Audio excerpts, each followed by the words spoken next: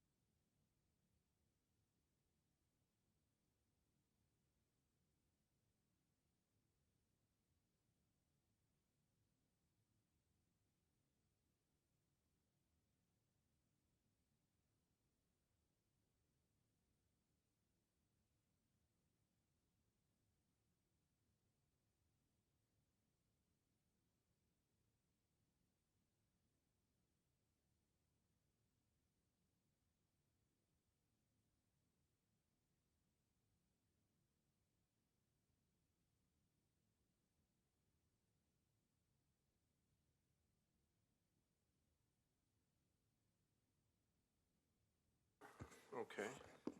All right, let's call the meeting to order then. I expect the mayor would be joining us soon. So may we have a roll call, please?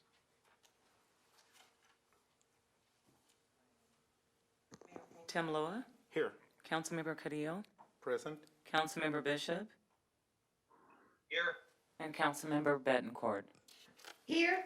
Thank you. We have a quorum. Okay. Public comments? He's gonna switch over. Sorry? He's gonna switch over to this one. He was in the, mayor was in the closed session. He's switching over right now. Oh, okay. Should I go ahead and wait for him then, or should I call for public comments? I would wait. He said he's gonna do it right now. Okay.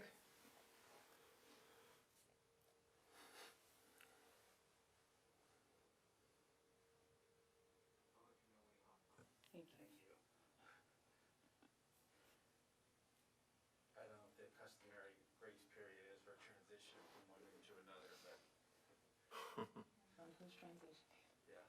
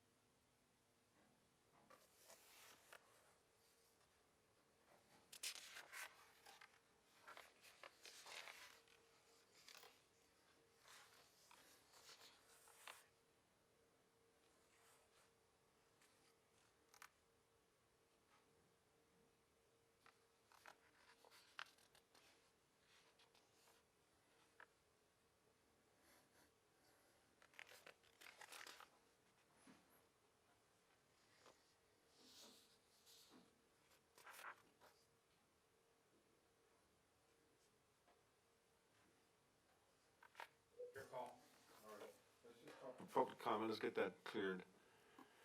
So now is the time for public participation for any person wishing to speak to the city council on matters listed or not listed on the agenda within the jurisdiction of the city council. If you're attending the meeting by phone, please press *9 to raise your hand.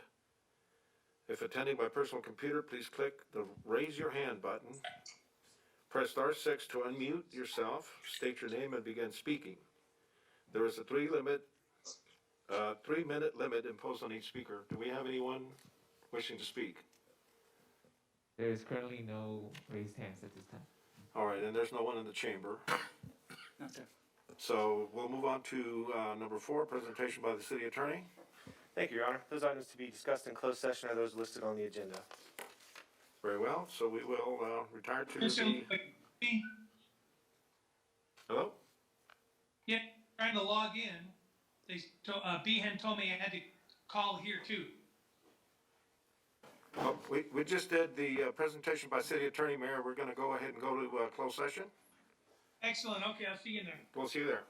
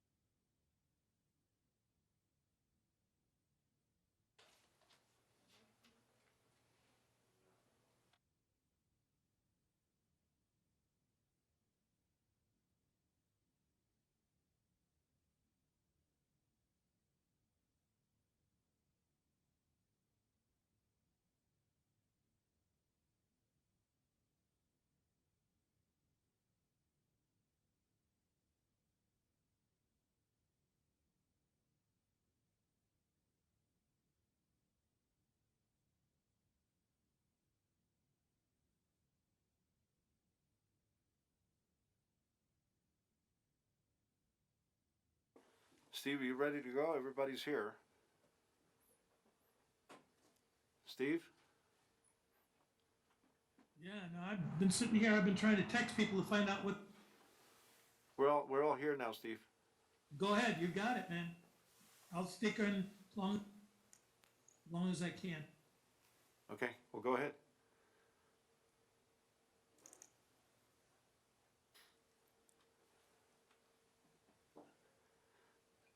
Steve, are you running it?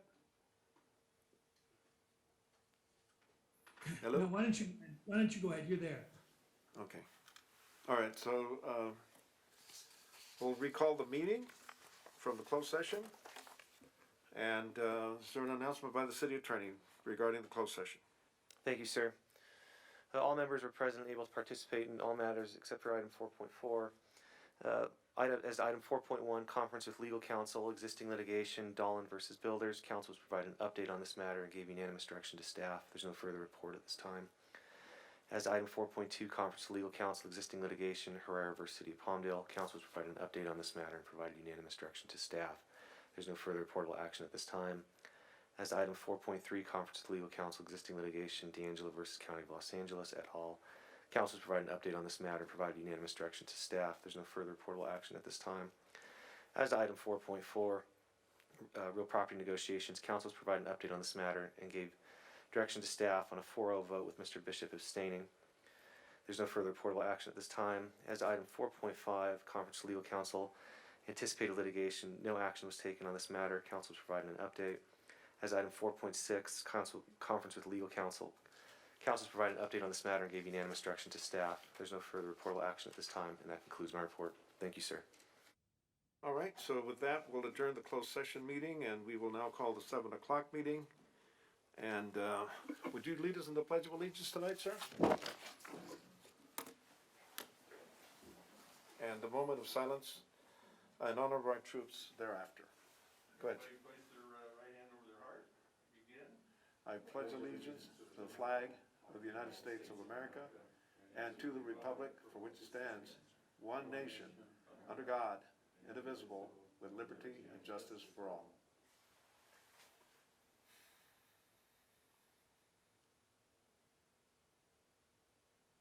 Thank you. Thank you, sir. All right, so the next item on the agenda is public comments. Now is the time for public participation for any person wishing to speak to the city council on matters listed or not listed on the agenda within the jurisdiction of the city council. If you're attending the meeting by phone, please press 9 to raise your hand. If attending by personal computer, please check the raise your hand button. Press star 6 to unmute yourself, state your name, and begin speaking. Please note there is a 3-minute limit imposed on each speaker.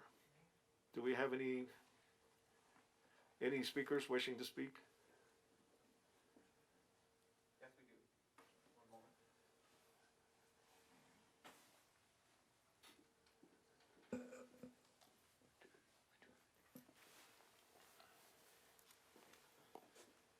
Yes, we do have, I believe, 2 hands raised.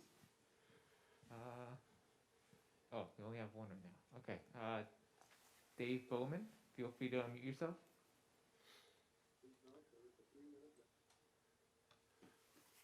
Mr. Bowman, are you there? Hello?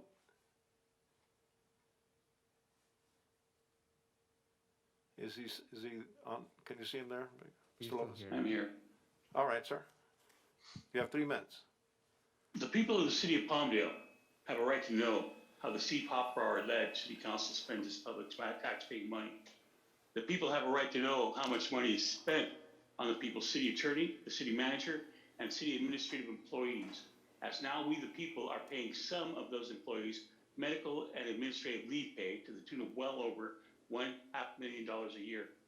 All that money is being spent without accountability from the CPOPR-led city council, as it chooses to direct the city attorney and negotiations on settlement agreements and non-disclosure agreements behind closed doors beyond public inspection or input. The issue of money is especially important as now, again, we the people of Palmdale are facing the probability of lawsuits that will not be paid by the pockets of those who either participated in these civil violations or condoned them, but the pockets of the Palmdale taxpayers, including the West Side. There are as many as 4 actions at law that expose Palmdale taxpayers with what could be millions and millions of taxpayers' dollars in lawsuits that allege misappropriation of taxpayer money, allowing the existence and continuance of a discriminatory and hostile workplace targeting female employees of color, as indicated in public court filings. Since 2003, Steve Poplar has been involved with the City Council, during which time reckless investments, such as the expenditure of over $5 million in 2008 at the height of the recession to invest in a college on 25th and Barrel Springs, a proposal that was subsequently rejected as property that was located was on the San Andreas earthquake fault line. The expenditures of these taxpayers' monies were supported by not just Steve Poplar, but then City Councilman and current Assemblyman Tom Lackey, and last but by no means least, convicted felon ex-mayor Jim Ledford, who led the Palmdale First Coven, whose members were instrumental in not just the college fiasco and taxpayer loss, but the funding of Palmdale Aerospace Academy, whose developers were targeted by convicted felon ex-mayor Jim Ledford, with again the support of Steve Poplar. It is to be noted that Steve Poplar has been involved with city affairs since 2003. During his entire tenure, he supported religiously the irresponsible and illegal and legal decisions and administrative actions of the ex-mayor and convicted felon Jim Ledford. This is the first of a series of comments informing Palmdale community members of its local government actions from 2003 to current, as we the people have a right to know. The next comments will be on legal settlements and outside attorney's fees. That is all. Thank you very much, Mr. Bowman. Is there anyone else? Yes, we do have 2 more. Elena Schofield, please feel free to unmute yourself. What's the name of the individual? Elena Schofield. Okay. Ms. Schofield, are you there? Good evening. You have 3 minutes. Good evening, Mayor and City Council and staff and the residents of the City of Palmdale. Tonight, I am requesting a call for action by our City Council and by the people of Palmdale to hold, the residents of Palmdale to hold our city leadership accountable. About 75 to 81% of the city now represents people of color or non-whites. This city is notably changing demographically on a tremendous scale. However, the leadership does not reflect this fact. Palmdale has been cited in the past for racial discrimination through the courts of law. I'm very concerned about the current leadership of the city because the prejudices towards women and women of color in leadership is alarming. I ran for mayor of this city, and the verbal abuse that I received was tremendous. It was unbelievable. As a mayoral candidate and a strong, educated Black woman seeking to serve the people of Palmdale, I have a right to be able to be a part of the decision-making process. I'm going to go through the process once again. I've applied to be a part of the AV Measure Oversight Committee, and I hope I'm given that chance to be able to represent people of color. Thank you so much. Thank you very much, Ms. Schofield. We have 1 more raised hand. Marcos Alvarez, please feel free to unmute yourself. Mr. Alvarez, are you there? Yes, sir. Good evening, everybody. Buenas noches. Good Hope night. everybody's doing fine, given the conditions we're living in throughout our nation. I don't have much to say, but I wanted to be a little more positive on what has taken place since the last meeting took place. And what was discussed was redistricting, right? And one of the district council members indicated that, or the NDA told us we had about 15 maps almost 2 weeks ago. I don't know how many maps we have now, but when that was shared to the council, one of the district members reiterated and asked, we can put in our own or develop our own maps anyway, right? So I was concerned about that.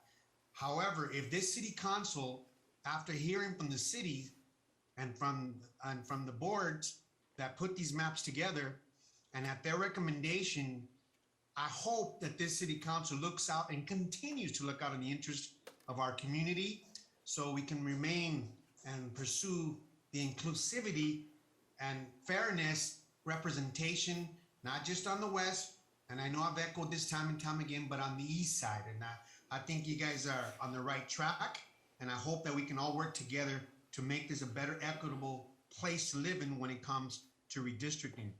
And my last thing I wanted to share with is also, every time I call, I forget. I hope that Ms. Betancourt is better, and I wish her the best.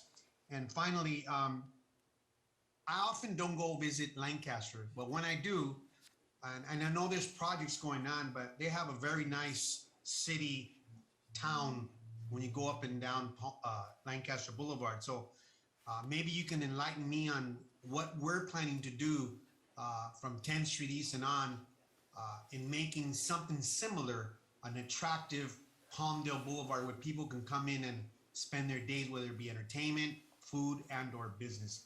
Thank you for taking the time. Have a wonderful evening. Thank you, Mr. Alvarez. Mr. Lopez? For your kind words too, by the way, and thank you for your upbeat comments. It's nice to hear some positive input. Thank you so much. Those were all the hands. No hands at the moment. Okay, anybody on the phone? No, sir, but we do Is there have anyone, someone here in anyone the here audience. in the public? Step forward, give your name, please. You have 3 minutes, sir. Good evening, and thank you, Mayor Hoffbauer, City Council members, for allowing me to speak tonight. My name is Don Hoprich. I am a resident of Palmdale. I am the CEO and founder of the Chamber of Commerce of the Greater Antelope Valley. We have been conducting business for the last 10 years here in the Antelope Valley. I sent an email yesterday to Mayor Hoffbauer with copies to all City Council members and the City Manager as to the issue I have tonight. I also hand-delivered hard copies of all the related emails and historical data covering the issue to the administrative offices yesterday, and those packages were all addressed to each of you for your reference. I'm asking that the City Council regarding the appointment of the at-large director position for Visit Palmdale be postponed until I can make a formal application for the position. There was a lack of communication with the Economic Development Department to ensure that I was notified of the open position. I requested information by email from the department on December 13th, directly asking about the formation of the Tourism Improvement District, and received no response from the department. If the department would have responded to my request of December 13th, this may not have been an issue tonight. I've been to many meetings with the City of Palmdale staff and local Palmdale hotels regarding the formation of the Palmdale Tourism Improvement District over the past 4 or 5 years. I have always been assertive to try to take an active role in the promotion of tourism in the entire Antelope Valley. The Chamber of Commerce of the Greater Antelope Valley launched DestinationAntelopeValley.com in July of 2015. This is specifically a tourism website covering the entire Antelope Valley. I believe I could be an asset to this board position. I have all the necessary qualifications to perform an outstanding job in the position as an at-large director. The action to approve the at-large director is not a time-critical appointment tonight.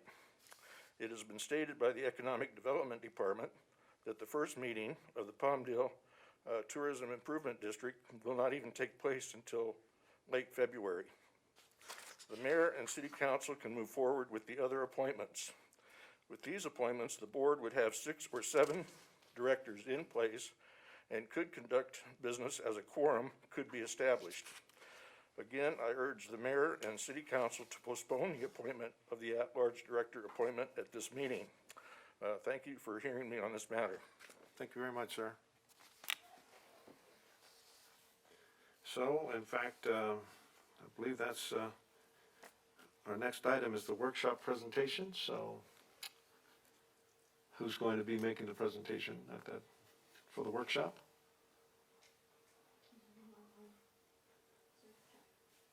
Yes, good evening, Mayor, members of the City Council. This item is a workshop for staff to brief the council on the new state waste diversion rules. These are the rules that have come down from the state, and we're obliged to follow them. And they're quite lengthy, and I think you'll find this enlightening. And I encourage you to ask a lot of questions if you have them. It's a lot to digest, and so who we have here to present, City of Palmdale Environmental Resources Division Analyst Stephanie Mejia, and also Waste Management Recycling Manager Ashley Cortez, and they will be making the presentation.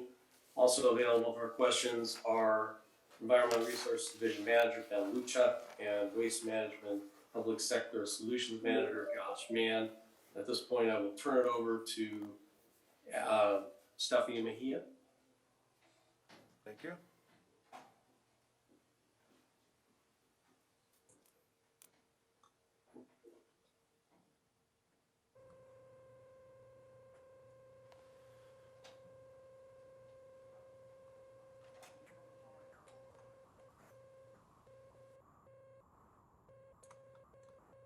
Okay, good afternoon, or good evening, I should say, Mayor and Council. We will be presenting on the new state waste diversion rules.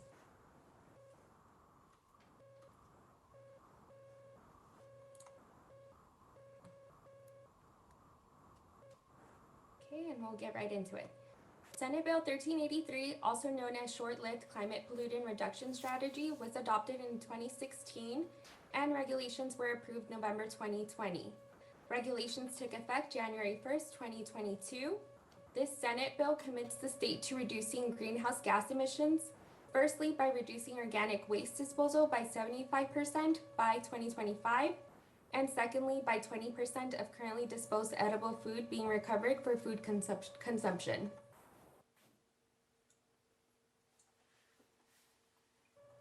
What does this mean for the City of Palmdale? The City of Palmdale will be required to adequately resource these programs, and we will go into further detail in the following slides. As an overview, we will need to provide organic waste collection services to all residents and businesses, establish food recovery program for all Tier 1 and Tier 2 commercial edible food generators, conduct education and outreach to all generators. Our jurisdiction will be required to procure certain levels of compost, renewable transportation fuels produced from organic waste, and recycled content paper products. We will plan and secure access for recycling and edible food recovery capacity, and we will be required to monitor compliance and conduct enforcement.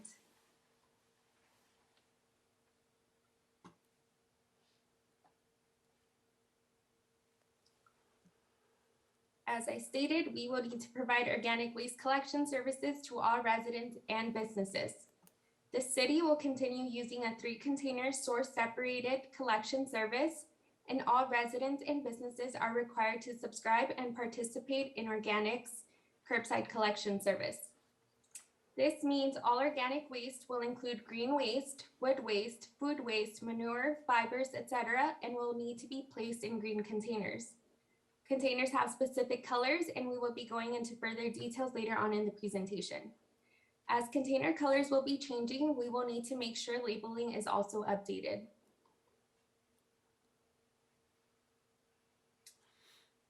Businesses will need to subscribe and participate in organic waste collections. They will need to provide collection containers and allow an adequate number available for organic waste recyclables and waste containers for customers and employees. The containers provided will need to conform to the proper color and labeling requirements. Businesses must also educate and inform its employees, tenants, customers on how to properly sort organic material into the correct containers. If there is a new tenant, business will need to provide information within 14 days of occupation of the premises. I would also like to mention organic services are already in place and available now for businesses to comply.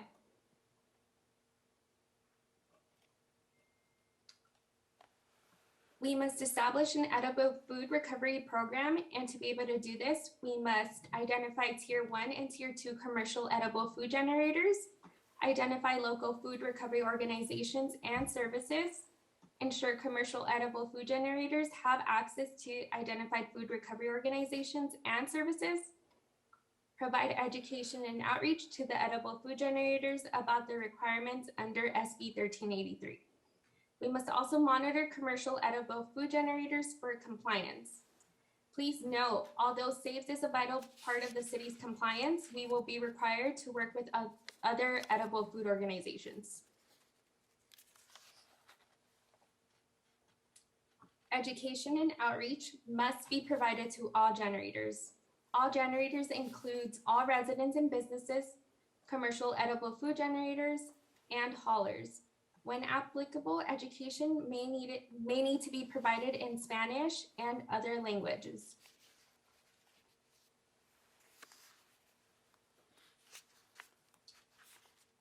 Each jurisdiction will be required to procure a certain level of recyclable and recovered organic products.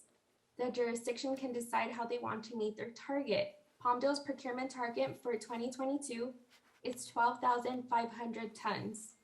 As an example, a jurisdiction can use California renewable natural gas, also known as RNG, to fuel their fleets, or a jurisdiction's waste hauler could use RNG to fuel their trucks. RNG must be used for transportation fuel. Additionally, jurisdictions must meet paper procurement requirements. 75% of paper purchases must contain 30% post-consumer recycled content.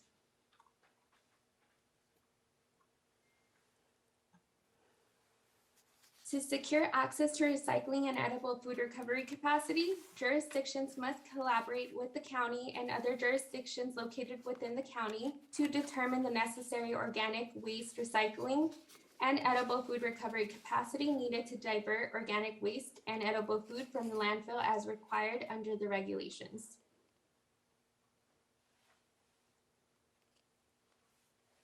Jurisdictions will be required to monitor compliance and conduct enforcement activities.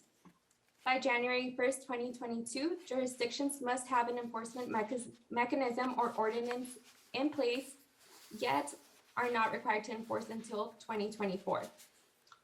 The focus during the first 2 years allows for educating generators. The goal is to make sure every generator has an opportunity to comply before mandatory jurisdiction enforcement comes into effect in 2024. It provides ample time for the generators to comply before penalties are required. After January 2024, jurisdictions shall take progressive enforcement against organic generators that are not in compliance. I do want to state that the city received notice of program gaps for both mandatory commercial recycling and mandatory organics recycling, and had to implement the ordinance early and has to report an early implementation progress.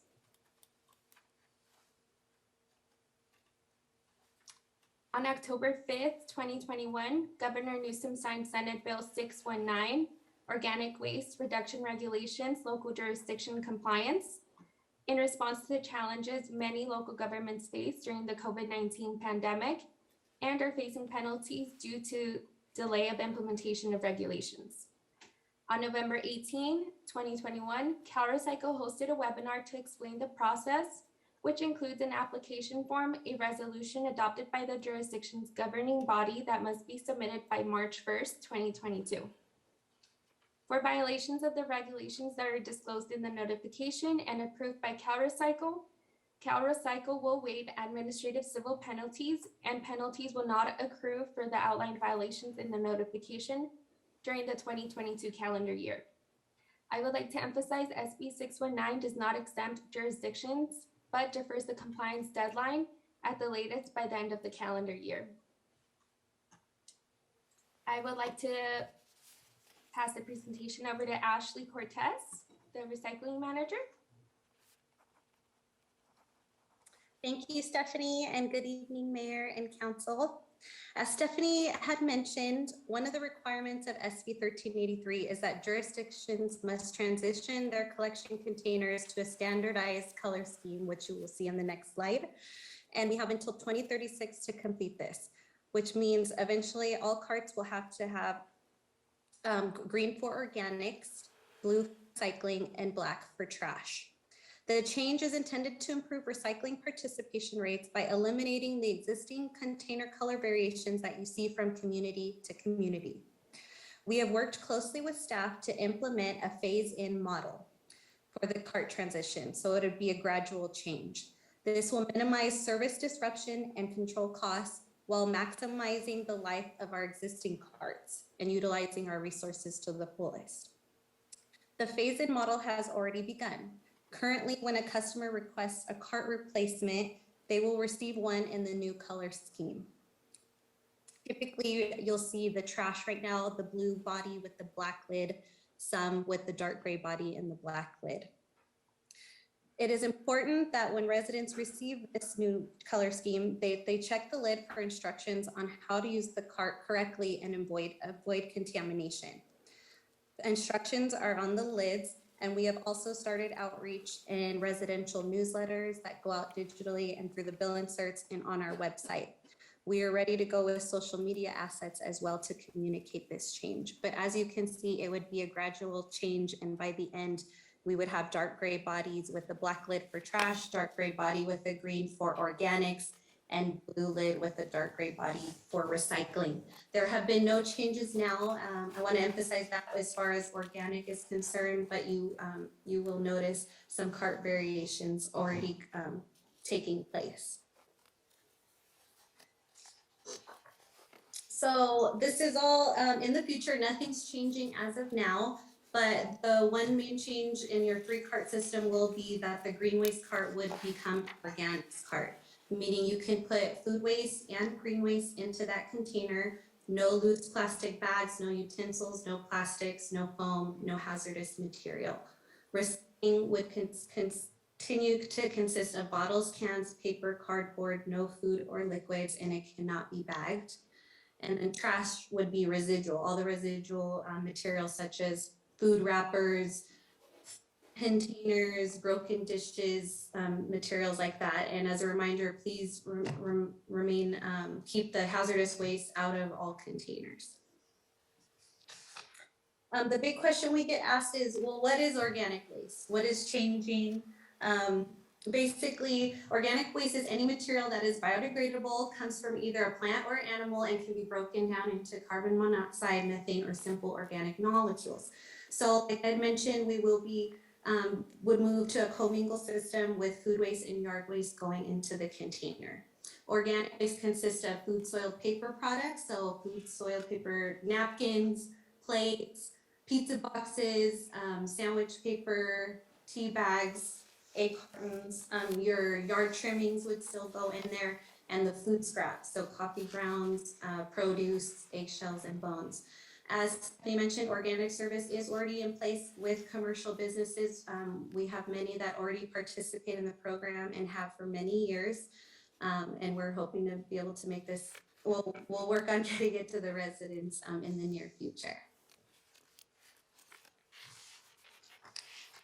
Another requirement of the regulation that was mentioned was that carts be monitored for contamination through route reviews, inspections, and that an education program be in place to assist residents with this change and helping them recycle properly.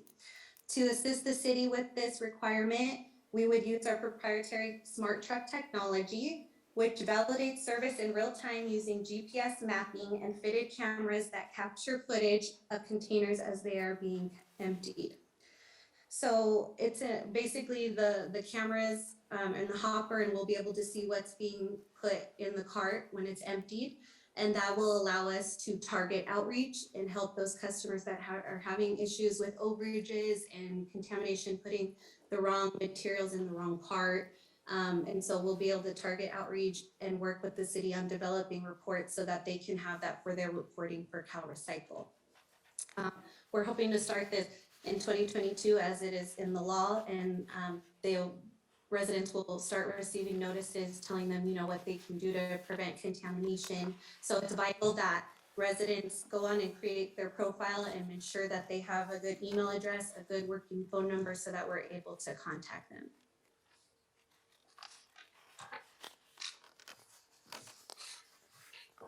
And that's it. If anyone ever has questions, there's our contact information. In the previous presentation, there was a deadline of March the 1st. How are we doing in terms of meeting that deadline? I guess it's to the This city. is Benjamin Luchar, Environmental Resources Manager for the City of Palmdale. Well, with that deadline of March the 1st, we're planning to take to council in February a SB 619 application for their adoption, and so that way we can have the resolution ready in time and that we will be able to meet that March 1st deadline. Okay, very good. Do we know at this time what the additional cost it will be for businesses and residential collection? And will this then be a chance to open the contract with Waste Management? Well, right now, we're not looking to put our franchise agreement out to bid. We're currently negotiating with Waste Management, and we're trying to determine the increased cost for residential customers to implement organics citywide. Businesses already have that option, and it really is very dependent upon the amount of organics containers you need. You will reduce the amount of waste you're generating, so you can get a smaller trash cart, but at the same time, you're going to have to pay for the organics collection. So there's a nominal fee and rate increase, but it's not extremely significant. Why wouldn't it be a chance to open a franchise agreement if they're gonna be offering a new service that is gonna cost money to the residents? We thought ahead, and when we put the franchise agreement out to bid, we did address organics, not to the degree that now we know the state was gonna even go further than what we originally put there. So our franchise agreement does cover some aspects, but not all of them. If the council does wanna put the franchise agreement out to bid, we could look at the franchise agreement and see if we can terminate the agreement early, but there's certain criteria that needs to be met, and Waste Management is being cooperative in negotiating the increased services that are required. And so it would be a long process to figure out whether or not we can terminate the agreement and put it out to bid again. I'm not suggesting that we terminate the agreement, I'm just concerned of the additional cost that this is gonna bring to the residents. And maybe it'll be an opportunity also to negotiate through the franchise agreement to see how the city will be impacted by this. Because I'm sure there will be a cost to city facilities for Waste Management picking up this new organics material. Again, I'm not suggesting that we go out to bid. I'm just suggesting that maybe the council should think about negotiating with Waste Management, not only for the benefit of the city, but also for the benefit of the residents. That's all I'm saying. Thank you. Okay, Mayor, any comment or questions?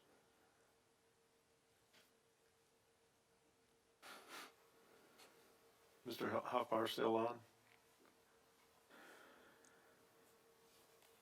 It doesn't look like he's there anymore. He's not there? Ms. Betancourt, any comments or questions? No, thank you. I'm good. Very good. Mr. Bishop? Yeah, I'd just like to say thank you guys for the presentations. I do have questions and concerns. Moving forward, I know any changes with waste could mean a big difference. I mean, we're having a problem right now controlling waste disposal in our city. Sadly, when you go anywhere in town, there's trash everywhere. Our town is littered with garbage. We live in what almost looks like a landfill, and that's what's being told to me. That's what residents are coming up to me and explaining how they feel about our city, is that they feel like you can stop your car, drop bags of trash, sofas, televisions, what have you, in the middle of the street, sidewalks in my neighborhood, or in any street corner, and it's fine. So yeah, I'm very concerned if we're talking about rate increases, if we're talking about any changes to the service whatsoever. I'm fearful that that could result in even more trash surrounding our city. And I think we need to do everything we can. This should be a call to action as we talk about waste and recycling and garbage. Revolution mixed up and think revolution is a bad word. Excuse me, Mr. Revolution is Bishop. nothing but like having a sore on your body and then you put something on that sore to cure that infection. I'm telling you that we're living in an infectious society right now. I'm telling you that we're living in a sick society right now. I'm telling you that we're living in a sick society and nobody that endorses integrated into a sick society before it's cleaned up is a man who's committing a crime against all people. Women, two spirits, and man. Mr. Bishop, were you done already or not? Yeah, I'm pretty much done. I just, we need to do something. Yeah. Something's gotta give. I can't agree we with all you care more about about- the city. We love the city of Palmdale. We wanna see it to be a nice place. We wanna be proud when people come visit us, that the first thing they'll see is garbage everywhere. So I'm very concerned that any changes to anything we do with our waste service could be detrimental. But I'm willing to hear suggestions. Even the one's idea about changing a waste service or contract or whatever we can do to improve the situation, because sometimes when I drive around town I feel like, oh, this can't get any worse, can it? And then sure enough it does. Yeah, I agree, Austin. I've also been getting contacted by some of the residents about the trash, the mattresses, the couches. You name it, it's everywhere. It's not just people living in apartment complexes or moving out of the storage units. It's happening, it's coming from a variety of different sources. And bottom line, until there's penalties against doing it, until we can start catching some of these people and prosecuting them, I don't think it's gonna stop. After a few people get prosecuted, word will spread that that's not something you do in Palmdale, you're gonna go to jail. I think we need to really step up enforcement to get this under control. I agree. We asked for signs to be placed around town. We haven't seen that. I don't know where waste is with opening up the dump on the weekends. I'd like to hear on that. And even Juan gave me a great idea. He says the city that he works in, he says their waste hauler actually goes around and picks up trash. So that's something I'd like to be interested in too, because as a real partner, as a real waste management partner, I think that, they have some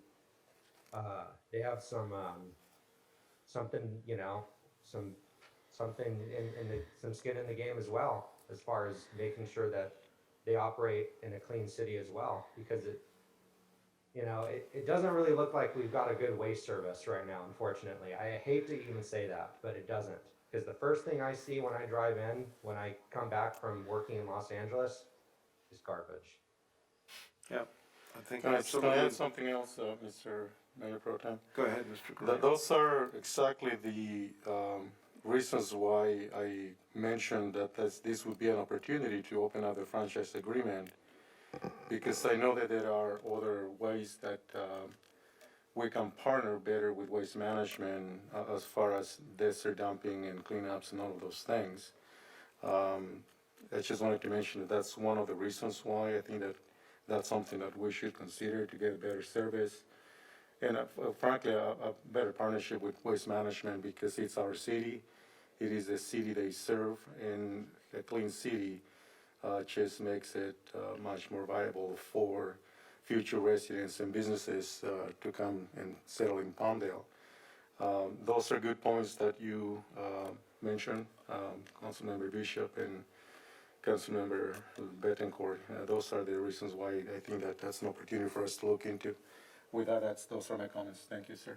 Council, if I may, the staff is working with Waste Management regularly at this time, and we are discussing the agreement as we go forward. You will be included in those conversations when we come to some agreement, and they will be brought before you. I think in the next couple months, you'll also see several things coming before the council regarding illegal dumping, regarding some other city initiatives to address some of your concerns that you're bringing up today with the trash throughout the city. It is on our radar, and it is something that we'll bring back to you here in the very near future. Thank you. I hope it leads to some real cures for the problems that have been brought up tonight. Is there anything else, Mr. Heffernan or Mr. Lucio, Ms. Cortez, Ms. Mejia? Well, All if right, I may any- add, these are all state regulations. Stephanie touched on it, but there's compounding penalties for non-compliance, and we can get penalized up to $10,000 per day of non-compliance if we do not comply with all the rules that have been passed by the state of California. So we're working to try to keep costs as low as possible and to address issues such as illegal dumping and ensuring that our residents receive good service at a good price. And so these are items that we're taking very seriously, and we are in the middle of negotiations to do an amendment to the franchise agreement, and that is our goal. It's to be in compliance, but also to provide value to our residents. Thank you very much for that, Mr. Lucia. Appreciate that. And of course, we are relying on staff to continue this good work in this area, but improvement is needed to address the issues that Mr. Bishop and Ms. Betancourt and I joined them in the concerns about the trash and garbage around the city. So with that, I I would like- believe that we. Oh, Yes, Council, go ahead, Ms. Cortez. sorry. Yes, I wanted to throw in, I hear you guys. I know this has been a focus for the city with the illegal dumping. We take it serious too in any way we can partner. We have been, we were able to work with a lot of nonprofits last year and provide roll-offs. I want to say almost every other weekend last year, and helping their efforts to clean up the city, and donated those roll-offs. So we're committed to partnering, and I know we're working with the city right now, as he said, on the amendment and incorporating more partnership with roll-off donation and stuff. So we are working on that. All right. What about the weekends? Landfill? I know, I do. Okay, I What know. about the weekends? Come on. I know. Gotta get away with that one. No, I know, trust me, I'll go back to them again and see what we can do. Okay. All right. Well, again, I join you, Mr. Bishop, in thanking the presentations been made tonight by Mr. Heffman and the rest of our staff and the persons that presented. So thank you very much for all of that, and we'll be expecting a good plan going forward when we come back in February. Thank you very much. Thank you. Thank you. All right, with that, we will go to number 10. Mr. Hoppower is not back? He is not. Okay. So number 10 is to approve nominations for appointment to the Board of Directors for Visit Palmdale. And are we going to have a presentation tonight? Mr. Garabay is coming forward.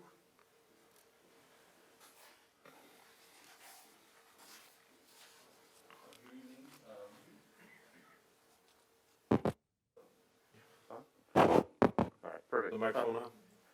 Good evening. Tonight for your consideration is the appointment to 3 individual board members to the Visit Palmdale Board of Directors.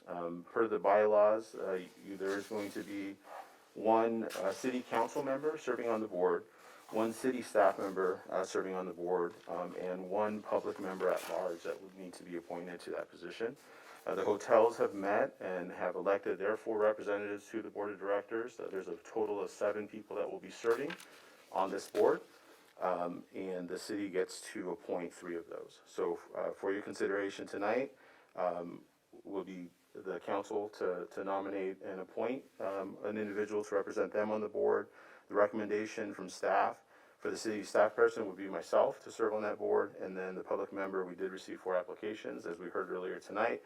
There is another one that would like to apply as well, and that obviously would be open to your discussion and so we are to select Actually, there's actually a lot more than just one more person that wants to apply. I've gotten several emails from residents that I guess they contacted the city clerk's office and the window had already closed. They're interested in both this committee and the Measure AV committee, and I'm not quite sure if word didn't get out or what happened with COVID, but there's a lot of people that are wanting to apply for these positions, and I would like to know if we reopen them so people can apply again. Is there a time limit that you're looking at to get these impaneled? Is there going to be any detriment to these groups if we extend the application period of time? So, to answer your question, the first, we're tentatively had the first meeting for the new board of directors to meet on February 9th, I believe, so in the second week of February. I don't know if this would be an option, and then maybe I'll look at the city attorney for this, but as someone mentioned earlier, if you want to appoint the city council person and the staff member, so at least we have enough to continue the operations, and then we could open up the last position, and you can do that at a later time. But at least that way, if for any reason there is any delay or whatever, the board can at least continue to meet, move forward with the with the adoption of the bylaws and everything else, and at least that way we don't delay it, because again, the hotels have they've already got their four nominees, and Okay. Ms. Bettencourt, do you wish to make a motion to that effect?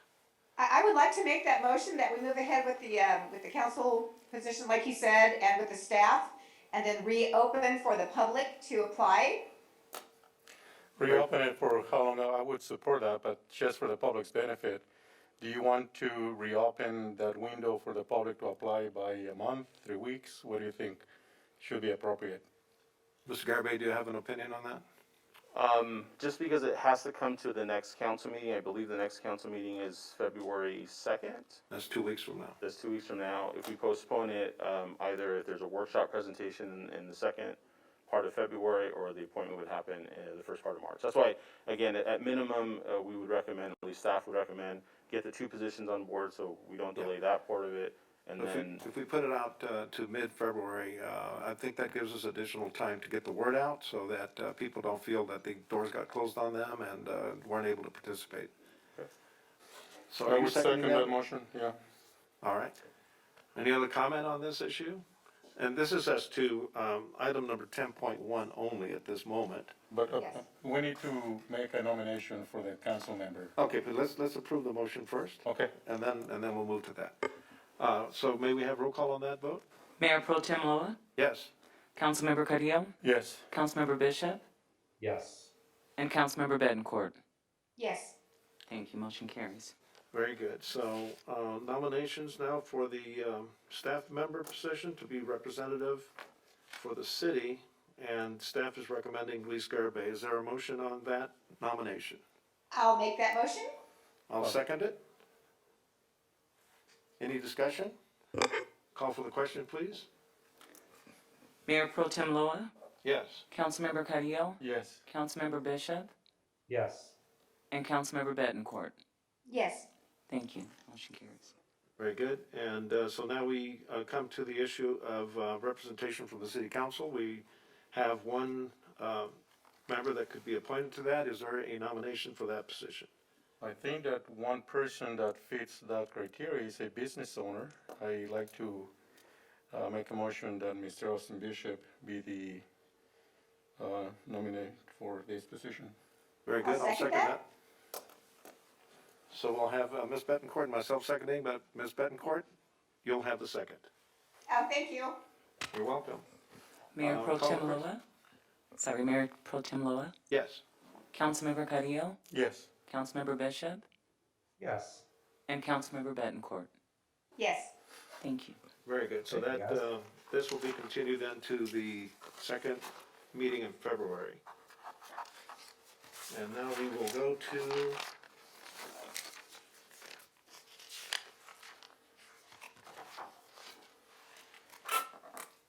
that was on the TID, correct? Correct. And then the final one is on appointments to the Measure AV Oversight Committee, which is 10.2. Do we have a presentation on that? Actually, I'll be presenting that, Very good, Mayor Ms. Pro Tem Smith, Loa.